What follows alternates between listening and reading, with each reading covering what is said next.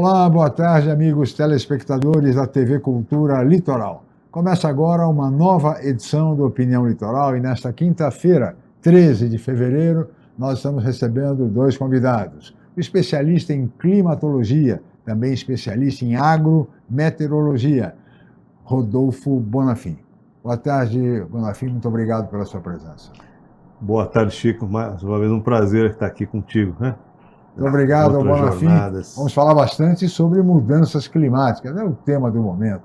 E temos também conosco o arquiteto Alessandro Lopes, que é especialista em cidades inteligentes, funcionário da Prefeitura Municipal de Santos, da Secretaria de Desenvolvimento Urbano e Sustentabilidade. Alessandro, boa tarde, obrigado pela presença. Obrigado, Chico, mais uma vez. E vamos fazer um bom programa, né? Agora vamos falar bastante de clima aí. Sem dúvida, vamos falar de clima porque é o tema do momento. E, aliás, essa onda de calor é um negócio muito sério. Aliás, nós temos, senhores, um VT falando exatamente da onda de calor em todo o país, em diversos estados. Vamos ver, por favor. Uma nova onda vai elevar as temperaturas em boa parte do país. Segundo a Climatempo, deve durar ao menos até o final da semana que vem. No Rio Grande do Sul, o calorão chegou mais cedo. Há 10 dias, o estado registra marcas históricas para esta época do ano, com máximas acima de 40 graus. Em São Paulo, a prefeitura iniciou hoje a operação Altas Temperaturas para atender as pessoas mais vulneráveis. Agora, a previsão da Climatempo é a de que em algumas regiões os termômetros fiquem até 7 graus acima do esperado para o mês de fevereiro. O Sudeste, o Centro-Oeste e o Nordeste devem ser os mais afetados. O fenômeno é consequência de um bloqueio atmosférico que se instalou no centro do Brasil. Na medida em que as temperaturas sobem, os riscos para a saúde aumentam. A Secretaria Municipal de Saúde do Rio de Janeiro analisou quase 500 mortes naturais entre 2012 e 2024 em toda a capital e as relacionou com a intensidade do calor nos dias em que elas ocorreram. O estudo inédito constatou que permanecer por mais de 4 horas em uma temperatura acima de 40 graus aumenta em 50% a mortalidade de idosos com hipertensão, insuficiência renal, diabetes e Alzheimer. Uma outra pesquisa do Instituto de Estudos Avançados da USP mostra que as políticas públicas brasileiras de clima e saúde não estão totalmente conectadas, com poucas soluções para os problemas decorrentes de eventos climáticos extremos. O resultado é um sistema público de saúde sobrecarregado. Muito bem, esta VT, ótima matéria, fazendo a relação entre clima e saúde, que é uma preocupação de todos nós. E eu lembro no passado que havia uma expressão, até no filme, Rio 40 graus, Rio de Janeiro. Hoje é Rio Grande do Sul, 40 graus, depois de toda aquela enchente, enfim, de toda aquela tragédia que abalou o Rio Grande do Sul, lamentavelmente. Mas, de qualquer maneira, meu caro Rodolfo, eu queria começar com você, Bonafim. Essa onda de calor vai se estender, afinal, até quando, Bonafim? Então, vamos pontuar o seguinte, né? Vamos pontuar algumas coisas. Aqui na nossa região, o litoral paulista, a Baixada Santista em particular, o fevereiro é um mês quente. Historicamente, sim, é um mês quente. A gente chama até de fervereiro. Alguns estão colocando nas redes sociais fevereiro. Eu colocaria né? Tá fervendo mesmo. Então, historicamente, aqui é muito quente. O mês de fevereiro é o mês mais quente, segundo a climatologia dos últimos 30 anos, que isso é definido pelo Instituto, né? O INMET, Instituto Nacional de Meteorologia, que é o órgão oficial, né? Que carimba essas coisas aí. Então, a gente aqui não está tendo, assim, rigorosamente falando, do ponto de vista bem rigoroso científico, uma onda de calor. Tá? O que está acontecendo aqui? Acontece que a gente está pegando, vamos dizer assim, o rescaldo desse calor, que está realmente acima da média em outras regiões, como, por exemplo, o Rio Grande do Sul. E, curiosamente, isso há coisa de quase 20 anos atrás, não é uma coisa acadêmica. Eu estava na livraria antiga, né? Você lembra da antiga livraria Siciliano? Sim, claro. Era rato daquela livraria. Chegava lá, ficava lá. Aí tinha até o gerente lá que ficava, aí, vai comprar? Não vai? Ficava me apertando. E eu cheguei a ler livros inteiros ali, sabe? Só ficava a tarde toda lá. E eu vi um artigo na revista da FAPESP naquela época, sim, que tinha 2 geólogos da USP, que eram especialistas em caverna, espeleologia. E eles tinham escavado algumas cavernas em Santa Catarina e fizeram um estudo de paleoclimatologia. Paleo quer dizer velho, antigo, né? Sim. Climatologia do passado, de milhões de anos atrás. E aí eles soltaram essa notícia bombástica na época, né? E está na revista da FAPESP, né? Sim. Que o Rio Grande do Sul, o noroeste da Argentina, a região do Paraguai e do Uruguai seriam as primeiras regiões impactadas pelo aquecimento global. Olha só. Bingo, é o que está acontecendo. O Rio Grande do Sul, a gente é assim. Lógico, muita gente vai falar, mas historicamente o Rio Grande do Sul já tem um passado realmente que lhe condena. Assim, enchente direto, calor de mais um dia no dia seguinte. Quem foi em Porto Alegre já sabe como é que é. 38 graus um dia, no dia seguinte já caiu para 12. Meu Deus. Né? É assim mesmo, é um clima Difícil muito viver louco. lá, né? É muito difícil. Mas o que era difícil ficou pior. Né? Então, porque a mudança climática, ela não provoca, não traz uma novidade. O que ela vai fazer? Ela vai intensificar aquilo que já existe. Se o lugar é quente, vai ficar mais quente. Se é seco, vai ficar mais seco. Se é chuva, chove demais, mais da conta, né? E é o que está acontecendo realmente. A gente vê, você citou as enchentes do ano passado, lá no Rio Grande do Sul, e aqui estava relativamente quente, sem uma área de sombra, né? Tivemos o caso da neblina aqui na Baixada. Todo ano a gente tem essa neblina.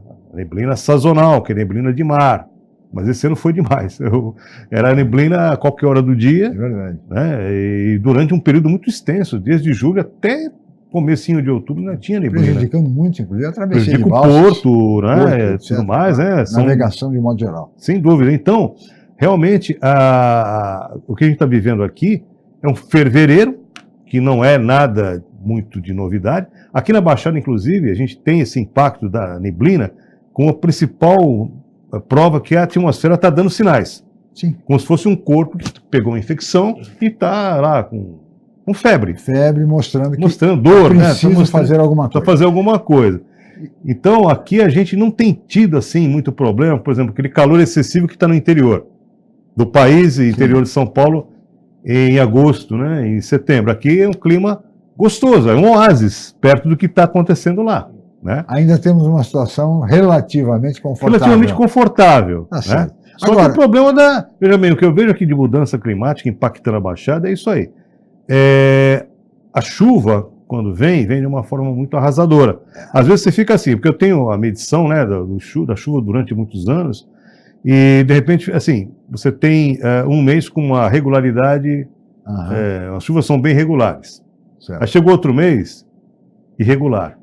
Então, essa irregularidade, chover muito num mês e o outro chover menos, é preocupante. É uma coisa que já se arrasta de uma década para cá. Falando nisso, Alessandro, e Santos, o município de Santos, está se preparando, você diria que já está preparado para essas mudanças climáticas tão intensas, como disse o nosso Bonafim? Na verdade, Santos ele já nasceu inteligente, né? Se a gente considerar desde a ideia de Saturnino de Brito, o próprio Jardim na Orla da Praia, a gente já tem um início de construção de cidade, remodelação de cidade, que segue os princípios de uma inteligência pensando em mudanças climáticas, né? Claro, estamos falando de anos e anos atrás, mas a cidade tem uma configuração que favorece isso. Os canais geram os corredores de circulação de vento. Sim.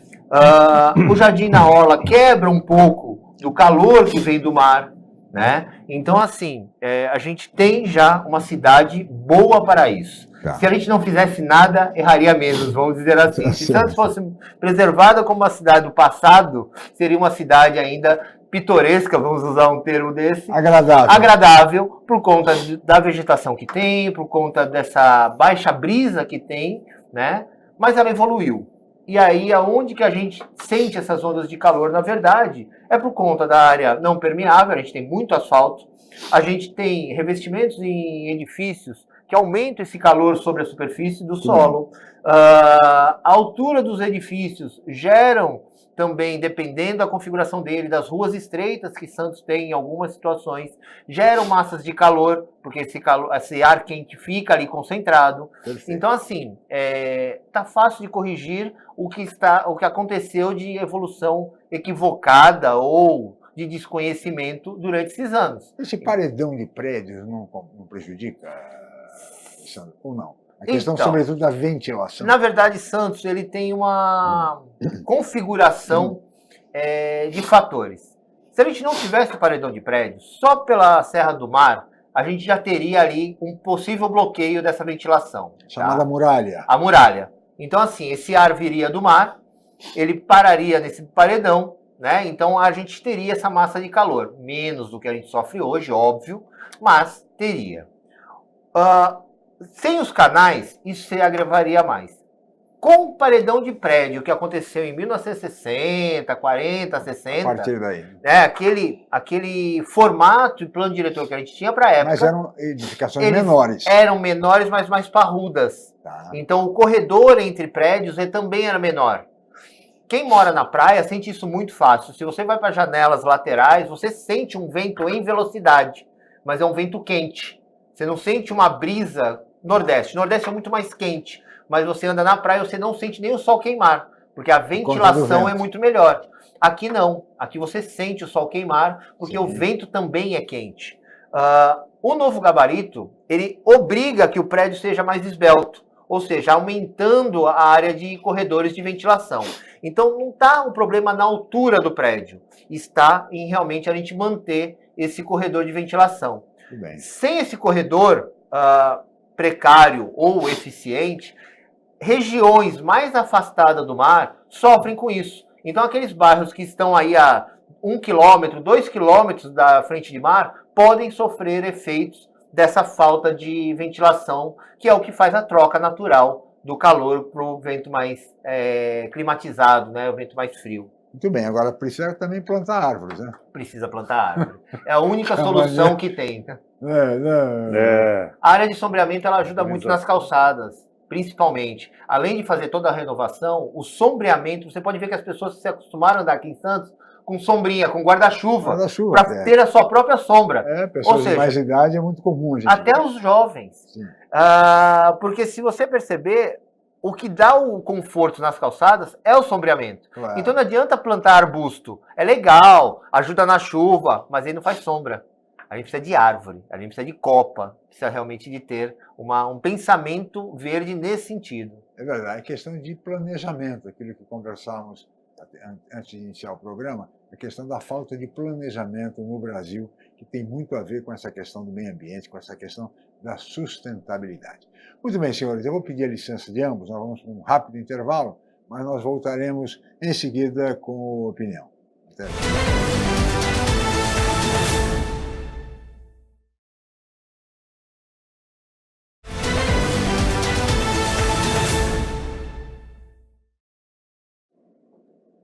Muito bem, estamos de volta com a opinião desta quinta-feira, 13 de fevereiro, e hoje conversando sobre mudanças climáticas, sobre meio ambiente, sobre sustentabilidade, com dois especialistas na matéria.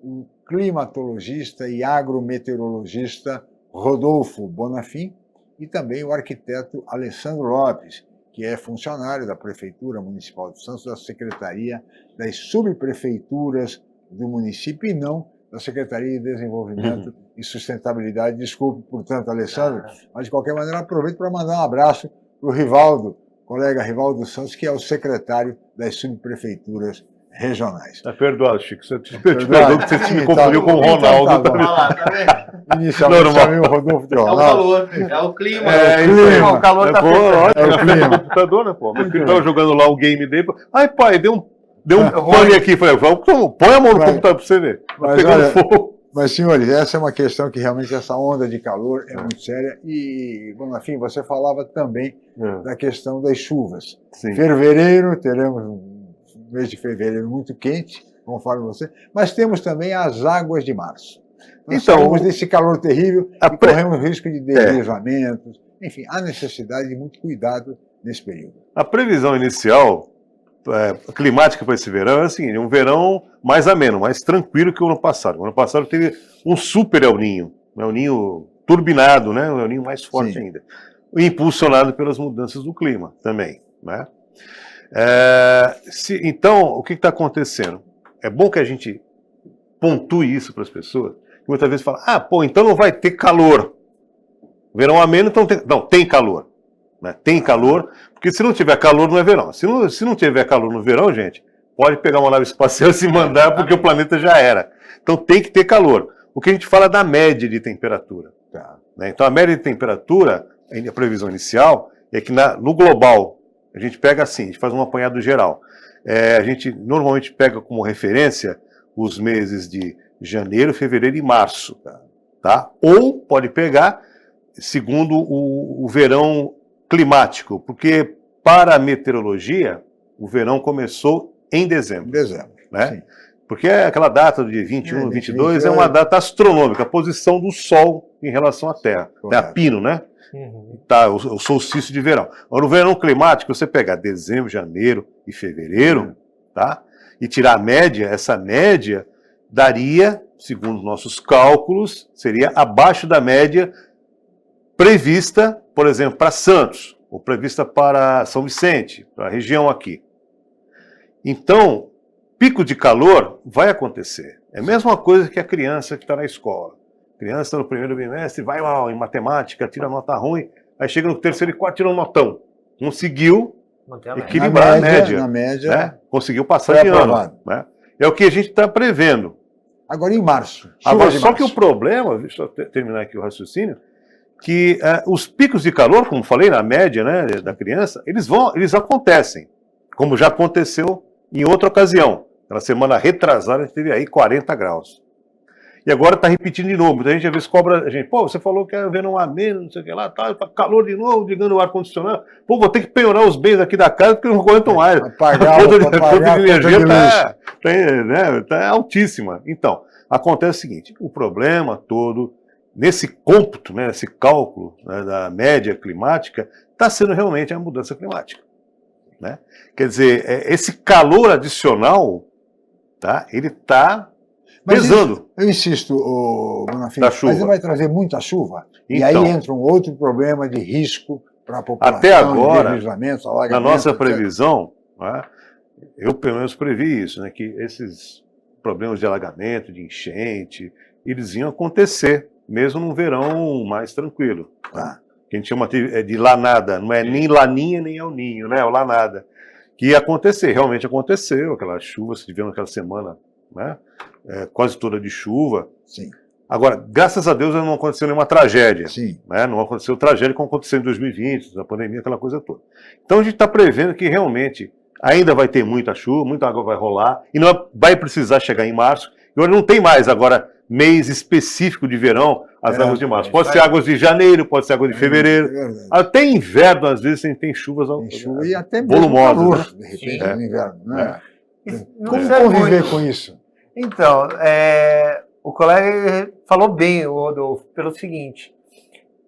É só lembrar da escola. Como é que a gente forma a chuva? Não é por evaporação do mar? Claro. É simples, se a gente está aquecendo o mar, a gente tem mais evaporação, automaticamente a gente vai ter mais água caindo. O ciclo é natural, não é invenção, não é teoria da conspiração, o mundo vai acabar. Os estudos provam que a gente vai aumentar 1 grau por ano, meio grau, que seja nada. Qualquer grauzinho que aumente já vai fazer um efeito totalmente diferente.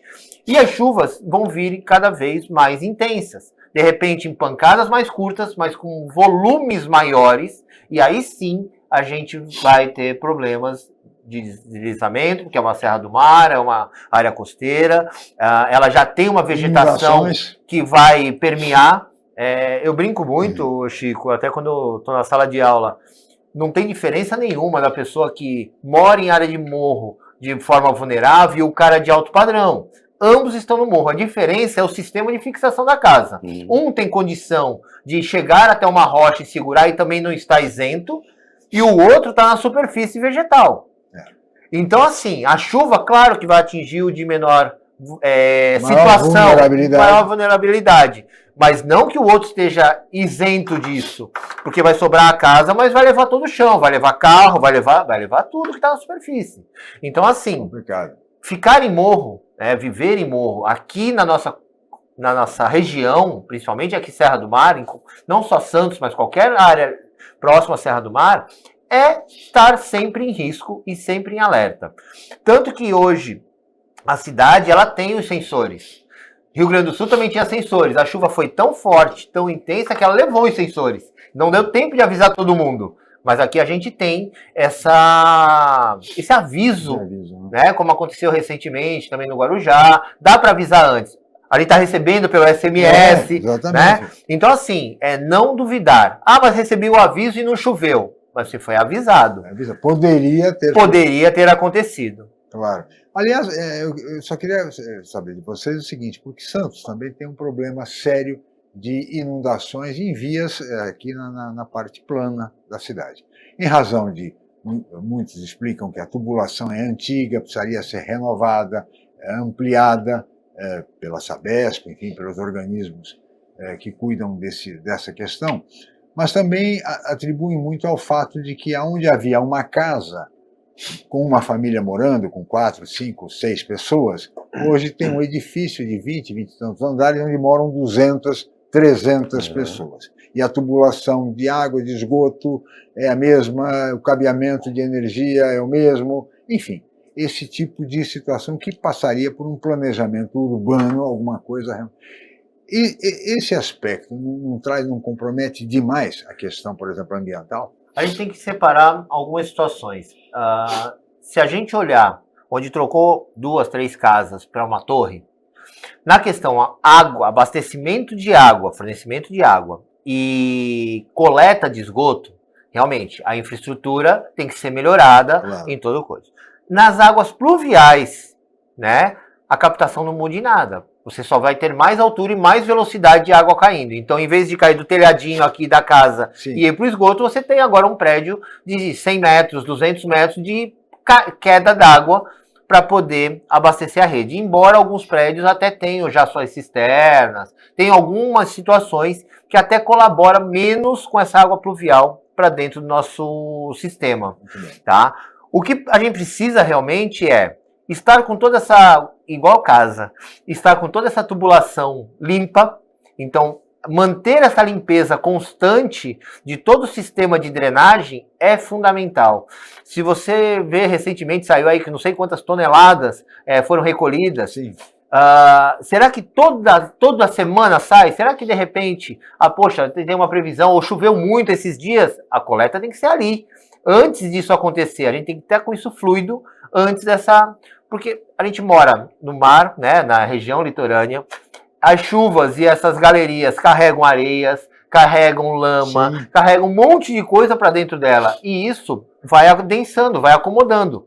Então, se ela estiver saturada ou com baixa altura, exemplo, para não ficar tão técnico, uma caixa, uma boca de lobo, vamos colocar assim, ela tem ali seu 1,5 m, 2. Se isso aí tiver com 50 centímetros lotado, 1 metro lotado, a hora que chover, não vai dar vazão. E aí começa numa e vai emendado uma na outra. Sim. Então, por isso que a gente tem alguns pontos de alagamento também. Fora isso, a gente tem a população que não criou a consciência e continua descartando. Descarta na rua, descarta... Eu não estou falando nem de coisas grandes que a gente sabe que tem. Né? Não estamos falando de sofá, estamos falando de coisas pequenas, uma garrafa d'água, em vez de pôr na lixeira, vai para lá. Então, além da lama, eu ainda tenho resíduos que são despejados ali por ser humano. Canudinho, não sei o quê. Sim. Então, assim, tudo isso soma para que a gente tenha alagamentos, enchentes. E nessa época de chuvas, então, o risco aumenta, é preciso, portanto, todo cuidado. Aliás, só para propósito, para não perder a oportunidade, Bonafim, carnaval. Normalmente, carnaval chove bastante e tal. Este ano, qual é a previsão? Como ser o carnaval no início de março? Ainda não temos aí uma previsão fechada. Não temos. Não. Agora, o Alessandro pontuou a questão do lixo. Realmente, o lixo é gritante. Porque tem ruas que a gente vê assim, que o lixo é descartado. Se fosse só entulho, sofá, até entenderia. O catatreco vai lá, ou então o morador de rua pega e puxa aquilo ali. O problema é que estou vendo lixo mesmo, lixo doméstico.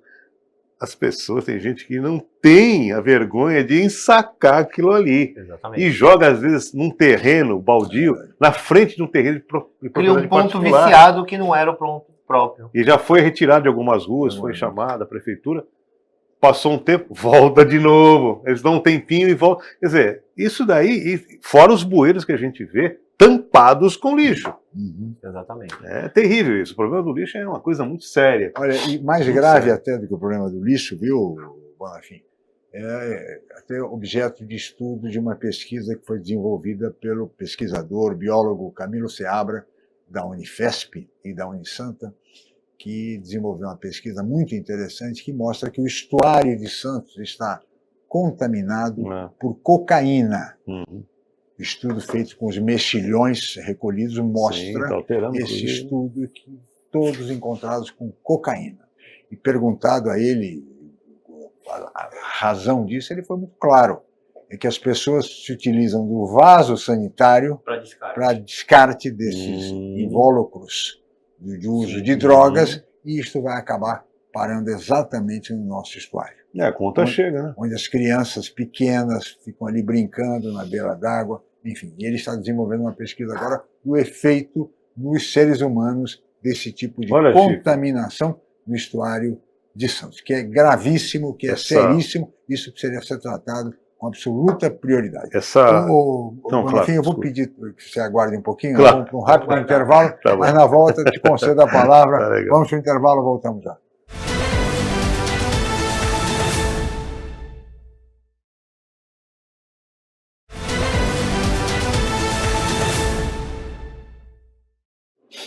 Muito bem, estamos de volta com a opinião desta quinta-feira, 13 de fevereiro, e eu, no bloco anterior, segurei a palavra aqui do Bonafim, que ele falava exatamente, comentava sobre lixo. Por favor, Rodolfo Bonafim, garante a palavra. Infelizmente eu tenho esse defeito que é a eloquência. Não, por favor, fique à vontade. Então, o que acontece é o seguinte, né? O que está acontecendo aí... Esses resíduos que estão sendo encontrados aqui, né, no nosso estuário, na Baía de Santos, né? Isso lá atrás, né? Vou falar, a ONG Amigos da Água, da qual eu participo até hoje, está viva ela, né? Fez 25 anos. A gente lançou algumas coisas bombásticas já há muito tempo, só que infelizmente não fomos ouvidos, né? Às vezes você deve estar achando de ecodoido. Mas lá atrás, em 2002, a gente já colocou a possibilidade, grande probabilidade, de ter uma crise hídrica no estado de São Paulo. Aí muita gente fala, a gente abre torneira, isso é problema do Nordeste, não é problema daqui, isso é problema lá da Arábia. Eu falei assim, mas o mundo está interligado, né? A Covid provou isso, né? Pela globalização, como é tão fácil, né? As coisas se propagarem. E o clima está aí, a atmosfera, é tudo interligado, né? É global, né? Então, a gente já tinha colocado essa possibilidade. Não assim, com um achismo, bola de cristal, nada disso, né? Mas, na verdade, com estudos mesmo, de séries temporais, de índice pluviométrico, e a questão também que no estado de São Paulo, desde os anos 60, os investimentos em tubulações, como você falou, não tem tido. E a população, ela quadruplicou no estado de São Paulo. A população subiu e os investimentos na infraestrutura de cano e tudo mais ficou para trás. A gente fala muito aqui de Santos, mas não, isso é um efeito global. Você vê, Praia Grande está tendo trânsito e crescimento. Mongaguá já está tendo prédios altos e logo vai sofrer com isso. Então, assim, quem está ainda preservado pelo IBE, por causa dos condomínios fechados, mas não está isento de daqui a pouco começar a subir prédios. Sem dúvida nenhuma. A Praia Grande, eu frequentava a Praia Grande, a night de Praia Grande, isso nos anos 90. Tinha um amigo meu que tinha lá, então tinha muitos bares, né, assim, que a gente frequentava. Tinha até, você via até skinhead, metaleiro, via tudo na Praia Grande. Engraçado, né? A Praia Grande sempre foi taxada assim com lugar de farofeiro, que nada, tinha um agito até em um nível bom ali, não era só pessoas de baixa renda, coitados, né, que também tem que aproveitar. Lógico. Naquela época, no verão, a gente sentia a diferença já, o Chico e telespectador. A Praia Grande, mesmo no calor, era fresquinha à noite. Chegava em Santos, aquele bafo quente. Por quê? Porque aqui já tinha uma urbanização muito grande. E lá não. O que acontece em Santos já há muito tempo, está começando a acontecer na praia, Mongaguá, como ele está pontuando, e logo o Bertioga também vai entrar na mesma seara. Então, voltando àquela questão lá da contaminação, né, também isso, a gente tem um nosso amigo que era nosso colaborador, o Eric Almeida, que era o nosso pesquisador, o mentor do Amigos da Água, ele falou já desses disruptores endócrinos, que são esses resíduos de remédio anticoncepcional, antidepressivo, que são descartados, cujos filtros a permissionária de água não tenha como filtrar isso daí. E isso está aí. As consequências que isso vai trazer para o corpo humano, ninguém sabe, mas já está afetando a biota, afetando os mexilhões, afetando a fauna marinha, que vai um dia impactar, e nós vamos comê-los de volta, não é verdade? E ninguém sabe exatamente o que os disruptores endócrinos podem fazer no nosso organismo, porque como eles são endócrinos, o corpo, o nosso sistema de defesa, não reconhece ele como invasor, e sim como mais um tipo de hormônio. É verdade. Entendeu? Então isso que está sendo aventado agora pelo Unifesp, um trabalho muito bacana, a gente já falou lá atrás, há muito tempo atrás, só infelizmente não fomos ouvidos. Bonafim, Alessandro, eu vou chamar mais um VT agora, que trata de um tema muito sério, que é a morte de crianças em razão da poluição do ar no mundo inteiro. Vamos ver o VT, por favor. O estudo feito na Ásia e no Pacífico serve de alerta para o mundo todo, considerando que, segundo a Organização Mundial da Saúde, o ar que 99% da população global respira faz mal à saúde. Só no leste da Ásia e do Pacífico, nos meses em que o clima fica mais seco, pelo menos 500 milhões de crianças menores de 5 anos correm riscos. Mais de 100 nessa faixa etária morrem por dia. E as que sobrevivem passam a vida toda com problemas respiratórios e cognitivos. A poluição leva também ao aparecimento precoce de doenças crônicas, como diabetes e pressão alta. Pode inclusive afetar a criança ainda na barriga da mãe, provocando partos prematuros e bebês abaixo do peso. Segundo a maior plataforma de monitoramento da qualidade do ar no mundo, a AQAIR, as cidades mais poluídas do planeta ficam na Ásia. Na América Latina, São Paulo é a cidade que tem o ar mais poluído da região. Muito bem, aí está o VT, e isso é gravíssimo, é sério. As pessoas estão morrendo, hein, Alessandro, por conta da poluição do ar. Isso já estava anunciado há muitos anos, né? Há muitas décadas se fala disso, já criam-se efeitos para isso. Você vê que São Paulo tem rodízio de veículos, já se testou várias alternativas de mobilidades elétricas, ou pelo menos mais limpas, né? Não vou nem falar do carro elétrico, mas há muitos anos sempre se previu isso e sempre se teve com esse cuidado. E aí você soma poluição, chuva, a gente só absorve, a gente vive desse ar, a gente respira isso. Recentemente apareceram até exemplos de microplásticos no cérebro das pessoas, doenças e transformações genéticas por efeitos de poluição. Claro. A gente está falando agora uma coisa mais generalista, mais mundial, mas a gente teve históricos recentes aqui em Cubatão. Sim. Por poluição. Cubatão sempre foi tida com esse mau olhar. Casos de anencefalia, inclusive. De tudo. Então, assim, não é desconhecido. A gente já sabe as causas, já sabe os efeitos e sabe até como prevenir. Mas, do outro lado, a gente tem uma grande indústria que a gente precisa estar consumindo e produzindo. Esse equilíbrio é que não existiu ainda. Na pandemia usamos as máscaras, mas se você olhar na Ásia, como mostrou, é normal você ver eles utilizarem máscara não só por pandemia, eles utilizam quando eles estão gripados e utilizam até com filtro por conta da poluição. Claro. Então, em breve, num futuro bem próximo, eu acredito que a gente vai usar. E muitas pessoas aqui no Brasil, perdão, após a pandemia, continuaram com o hábito ainda de usar a máscara. É verdade. Entenderam que aquilo para ela fazia sentido. Fazia sentido e era bom, portanto, e bom para todos. Exatamente. Claro, né? Então é realmente uma questão cultural, como se observa, sobretudo na Ásia. Agora, em São Paulo também enfim, uma das cidades mais poluídas do ar do mundo. Sem dúvida nenhuma. Porque a gente respira muito o ozônio. A gente diferencia tem o ozônio de alta altitude, né? A elevada altitude, falando altitude é meio pleonástico, né? Redundante. E o ozônio de baixa altitude, que é aquele que é expelido por onde? Aparelho de ar-condicionado, que tem que estar sempre em manutenção, caminhões, diesel, na queima do diesel. Então tudo isso gera um ozônio, que é o ozônio do mal. Esse é o bad ozônio, não é o ozônio do bem, aquele da camada de ozônio e tal, que filtra, né? O ultravioleta.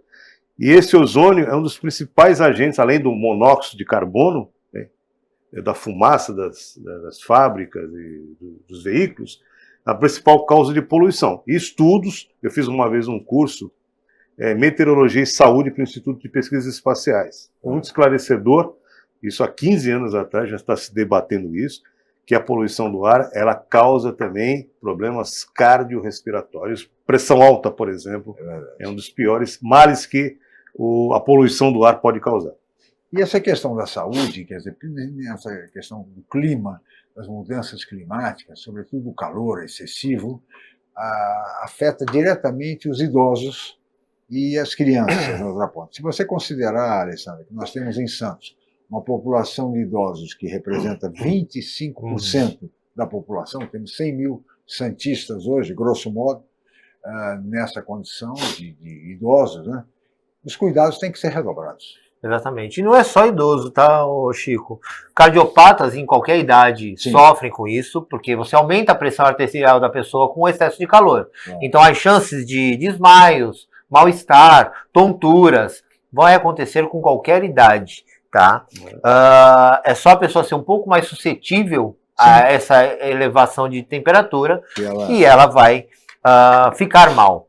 No Nordeste, no meio do país, Centro-Oeste, enfim, já há mudança até no horário escolar. Pois é.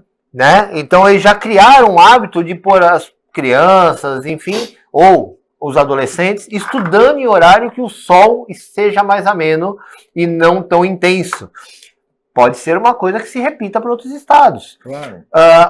O que é interessante para o idoso, principalmente, que eu posso deixar de dica, é respeito que você já respeitava antigamente. Vai no sol mais cedo, evita sair no meio-dia, não tá legal, deu aquele início de tontura, fica em casa.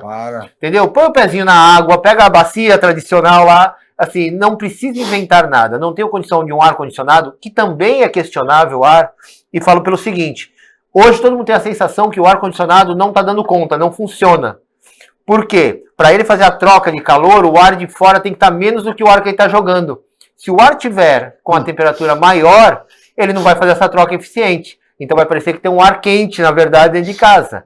Então você teria que ter um ar-condicionado muito mais potente para refrigerar melhor, para jogar. Aumenta a energia, consome água e a gente vai aqui puxar um novelo que dá outro bloco inteiro de programa. Mas vai para o teu tradicional, a toalhinha molhada, para manter a umidade, o pé na bacia. Não sair nos horários. Sair nos horários de pico. Tomar muita água. Tomar muita água. É que o excesso de água também ela é importante, óbvio. Mas ela também, se você não tiver com uma alimentação e o calor tira essa vontade de alimentar, né? Dá vontade de você só comer salada, coisinhas leves, você também dá dentro do estômago. Algumas pessoas sentem como se fosse um vazio, um mal-estar mesmo, né? Então assim, mas tem que se hidratar. É banho, enfim. Abaixar a temperatura do corpo. E na praia, nos horários mais adequados, sim, né? Enfim. Eu vejo gente saindo pra praia meio-dia, andando com o cachorro na rua meio-dia. Não vai. Judia do cachorro e judia da pessoa. É verdade, né? Eu acho que a questão do idoso tem muita coisa assim, talvez aquela coisa que a pessoa já está com uma certa idade, como se fosse ela tinha uma atividade muito grande, a gente vê muito isso no meio artístico, né? Sim. Pessoas que morreram no palco e nem sabiam, eu tinha pressão alta. É isso. Porque muita gente idosa, e também pessoas jovens também, obviamente, né?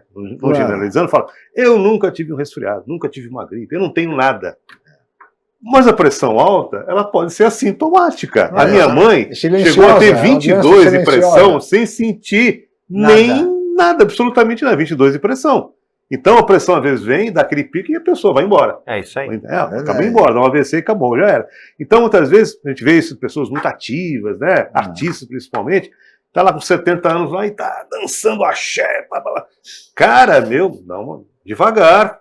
Tu não tem mais 30 anos, não tem mais 40 anos. Mudou a coisa. Pode até ter disposição, vontade. A cabeça não acompanha o corpo. A cabeça está lá na frente, né? Exatamente. Então tem esse grande problema. E como o Alessandro falou também, eu concordo com ele. Qualquer idade hoje, as pessoas estão vulneráveis e também devido à nossa alimentação hoje, com tanto agrotóxico. Você vê jovens tendo infarto aí. Sim, com 30 anos o cara está com pressão alta. Quer dizer, a idade limite, que antigamente era 50, o cara começando a ter uma pressão alta, uma hipertensão. Hoje não. É fácil você encontrar pessoas jovens com 30 anos com hipertensão, diabetes, colesterol. Muito bem, senhores. Vou pedir a licença de vocês mais uma vez. Vamos para mais um rápido intervalo. Aí voltaremos para o último bloco do programa de hoje.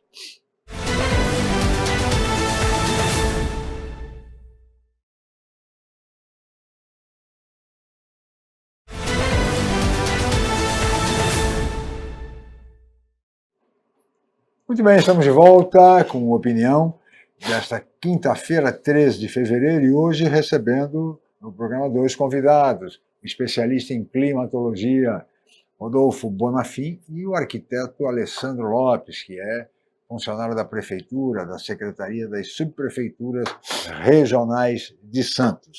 Eu agora queria mostrar um outro VT para os senhores e para os nossos amigos telespectadores sobre a chamada superexploração do solo, que pode comprometer o abastecimento de água e de energia. Vamos ver o VT, por favor.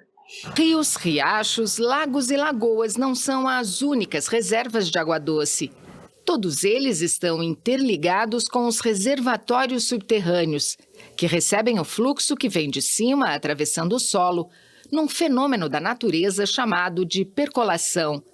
Quando eles ficam sem água, rios e riachos correm para reabastecê-los, baixando o próprio nível para suprir as reservas subterrâneas. O que a pesquisa da USP constatou é que o equilíbrio entre os sistemas está sendo ameaçado pela superexploração dos aquíferos. Segundo os pesquisadores, a perfuração indiscriminada de poços é realizada para abastecer sistemas de irrigação da agricultura e também em menor quantidade para consumo humano. Foram analisados quase 18 mil poços em todo o território nacional. Mais de 55% dos rios estavam com um nível abaixo dos outros mais próximos. A situação coloca em risco o abastecimento das comunidades próximas, a geração de energia hidrelétrica e a sustentabilidade local. Na bacia do Rio São Francisco, 61% dos rios já estão perdendo água para suprir os aquíferos. A situação é ainda mais preocupante na bacia do Rio Verde Grande, afluente do São Francisco, que se estende pelo norte de Minas Gerais e sudoeste da Bahia. Nessa região, 74% dos rios estão abaixo do nível por causa da percolação. Muito bem, aí está mais uma boa matéria da Rede Cultura de Televisão. Bonafim, você é um especialista nessa área, por favor. Então, vou voltar ao passado de novo, hein? Eu estou ficando velho. 2002, né, os primórdios da ONG Amigos da Água, faz um tempinho, né? Saiu uma matéria na Folha de São Paulo sobre a exploração do aquífero Guarani, naquela época, né? Que um dos maiores aquíferos, não é o maior, um dos maiores do Brasil, né? Que pega desde Mato Grosso, São Paulo, vai até a região sul, pega São Paulo, né? Então, ele era um geólogo da Embrapa, que estava ali denunciando a questão dos cemitérios clandestinos, a questão da agricultura intensiva, né, com agrotóxico, que isso já estava impactando, não assim no nível, como está aí, no nível das águas, né, que tem que percolar para poder manter o equilíbrio entre a que está na superfície e que está abaixo da superfície. E que já estava havendo uma contaminação de muitos poços que captam água do aquífero Guarani por agrotóxico e pelo necrochorume, que é aquele líquido que é expelido pelos cadáveres em cemitérios clandestinos. Eu peguei aquela matéria, Chico, recortei aquela matéria, fiz uma edição e coloquei, na época, no site do Amigos da Água. Isso há 25 anos quase. Então, 2002. Eu achei assim que, né, não vai repercutir, né? Está começando agora, Amigos da Água, ninguém conhece. Que nada. No dia seguinte, o cara mandou um e-mail desesperado. Falei, tira essa matéria do ar, porque, inclusive, eu estou sob ameaça de ser demitido da Embrapa. Olha só. O cara falou demais. Isso há quase 25 anos atrás. Esse problema, justamente, do péssimo aproveitamento do solo e das águas subterrâneas. E que pode comprometer o abastecimento de água e de energia também, né, Alessandro? E aí vai voltar, e assim, antes de até comentar, você fala assim, voltar no passado. Eu e o Chico, a gente já conversou algumas vezes, a gente já viveu num mundo sustentável e correto. Sim. Lá no século passado, 19, 20, a gente tinha hábitos que já eram sustentáveis. A cidade, se a gente olhar Santos, a gente já tinha uma malha de bondes e não sei o que, elétrico e tudo mais. E não é romantizar a história.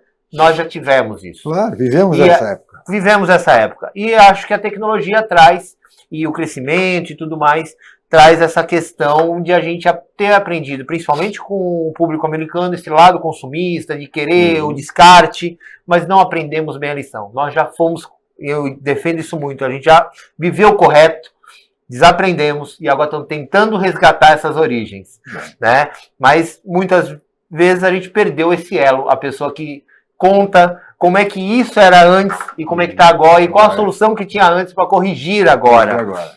E isso se reflete exatamente nessa situação. Você vê, os vilarejos estão aumentando, como passou muito bem aí no quadro, né? As pessoas estão usando poços artesianos em vez de poços caipiras, que pegava só aquela aguinha que ele precisava, não, e que é água constante, que agora ele lava mais, agora ele produz mais, as cidades aumentaram, os vilarejos aumentaram. Poço artesiano, outros tipos de extração, a gente só está prejudicando. E como a gente falou esse programa inteiro, uma hora a conta chega. Ela está chegando. A gente está tendo chuvas em locais que não tinham tanto, onde deveria ter, está tendo, não está tendo. Estamos canalizando rios, criando outras soluções, ou seja, o homem está intervindo cada vez mais na natureza, de forma técnica, para tentar melhorar, mas a natureza está respondendo.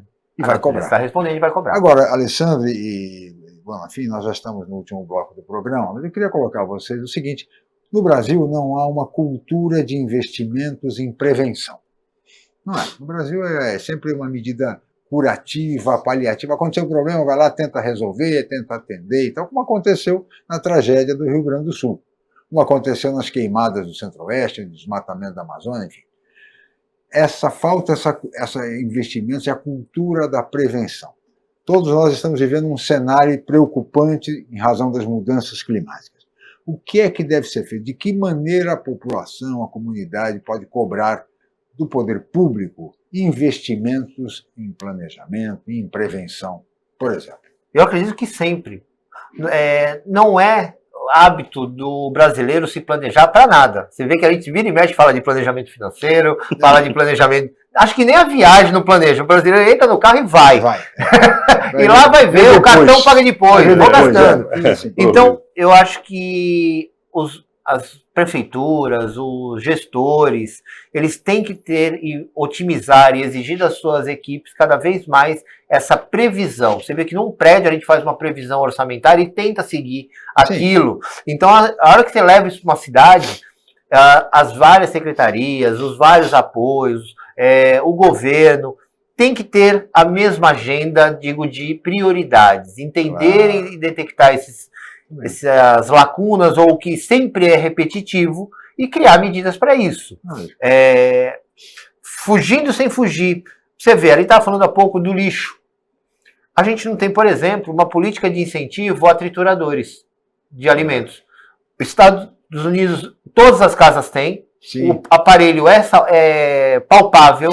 Se a gente brincar e voltar um pouquinho, o próprio desenho de Flintstones tinha lá o bichinho debaixo do tanque comendo. E ele era uma família da pré-história, né? Então, assim, por que não, de repente, um plano nacional, como fez para várias coisas, de incentivar o uso de triturador? Em vez de eu pagar, sei lá, R$2.000, R$3.000, porque eu posso pagar, por que não deixo isso mais popular e incentivo? Eu reduzo 50% do lixo orgânico produzido numa casa. Eu já melhoro algumas coisas. Claro. Então, quer dizer, esse planejamento cabe para tudo. Falta esse olhar mais amplo e de agendas alinhadas, independente de partido político. Eu acho que é um olhar geral mesmo. Quando alcançaremos esse ideal, meu caro Bonafim? Então, muita gente fala do que o Brasil é isso, o Brasil é aquilo, aí vem aquele complexo de vira-lata. Os Estados Unidos é assim, a Europa é assado. Mas quantos anos a Europa precisou para chegar nisso? A Europa é milenar. Claro. Quantas guerras? Aí muita gente fala, porque a Europa lá porque é uma pureza étnica, é sempre o mesmo povo, aqui é tudo misturado. Nada disso. A Europa, e Portugal mesmo, a gente vê isso, Portugal, né, na qual a gente, né, tem essa colonização, é a mistura de inúmeros povos, é romano, é berbere, é árabe, é celta. Quantas etnias formam o povo português? E aqui é a mesma coisa. Eu acho, sabe, Chico, sendo um pouco otimista, talvez daqui a uns 500 anos a gente consiga chegar lá. Mas o fato é que não se pode... Não dá tempo. É para ontem, a solução é para ontem, né? Não dá. Diante das mudanças climáticas, os governos têm que tomar providências, têm que se preparar para isso. Chico, porque não adianta depois da tragédia você resolver. Chico, você me permite? Claro, esse ano a gente vai ouvir muito, não só de mudança climática, de vários municípios apresentando soluções. Por quê? Temos em novembro uma COP30 acontecendo no país. A gente vai ser o espelho para o mundo de como o Brasil está respondendo para isso. Então vão ser pautas constantes esse ano. Muito bem lembrado. Eu acho que tem que se tratar disso e com absoluta seriedade esperar que os municípios tomem providência. Vocês vejam, até mesmo, nós falamos agora do calor intenso, algumas escolas estão até adiando as aulas, você falou, Alessandro, por conta da falta do aparelho de ar-condicionado e ventiladores. Não sei se aqui na região temos alguma situação parecida, mas, sobretudo nas escolas públicas, nós temos essas dificuldades. Algumas escolas de Santos, inclusive, até recentemente, estavam com problemas da falta de ar-condicionado. Nas escolas do Estado também. Exatamente. Essa é uma medida que precisa ser vista, precisa ser pensada. Olha, há um tempo atrás, na África, não vou lembrar agora a cidade, tá? Até porque não vim preparado para essa pauta da África e do ar-condicionado. Mas o que acontece? Eles criaram como política pública que, independente da situação, toda casa precisava. Ela foi entendida como um bem... Exatamente. Necessidade. Não era mais luxo. Bem de consumo. O cara tinha que ter água, esgoto, comida e ar-condicionado por conta das altas temperaturas. Está aí uma preocupação. Quem sabe um dia tenhamos que chegar a isso. Né? A questão do Rio de Janeiro mesmo. O Rio de Janeiro. O ar-condicionado é obrigatório nos carros, porque ninguém aguenta. O Rio 40 graus já passou 50. Já virou 50. Muito bem, senhores. Olha, nós teríamos muito mais a conversar, mas temos limitações de tempo e vamos chegando ao final. Eu gostaria de agradecer muito a presença do Rodolfo Bonafim. Muito obrigado, Rodolfo. Que agradeço. Muito prazer também dividir a mesa com o Alessandro. Eu não conheci o Alessandro pessoalmente. Tudo bem. Isso aí. Um programa ótimo. Alessandro, mais uma vez, muito obrigado. Obrigado, Chico. Quando precisar, só chamar de novo. Muito bom o programa mesmo. Excelente. Muito bem, muito obrigado a ambos. E especialmente muito obrigado a você, meu caro telespectador, pela audiência qualificada de sempre. Muito obrigado e amanhã estaremos de volta em mais uma edição. Muito obrigado e até lá.